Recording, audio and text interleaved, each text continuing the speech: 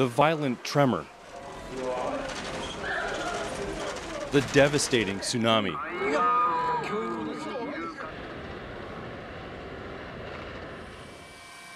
A nuclear threat that still remains. What happened on March 11, 2011 has been called Japan's triple disaster. It's also been described as the country's worst crisis since the Second World War. Coastal towns and villages obliterated, more than 27,000 dead or missing, and about 150,000 others living in temporary shelters. Among them, Shoko Ito, who retrieved a dirt-covered photo album from her flattened home in Rikuzen, Takata. The 57-year-old, married for more than 3 decades, is now a widow. I have no idea where I'm going to live, she says. Thousands of Japanese in the Northeast are facing an uncertain future.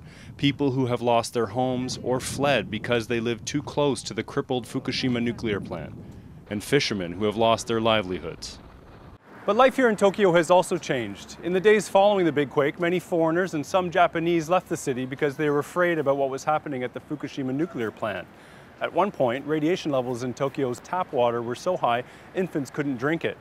And then on top of this, there have been shortages at the supermarket and constant aftershocks. Like the one Irish expat Bill Schuster experienced last Thursday. These are going to happen and you just need to get used to it and you just need to live with it. Toronto native Janice Ishizaka says she's used to it, but is considering a change. Well, we live in a high-rise. Now we're looking to move to a low-rise. It just feels more comfortable.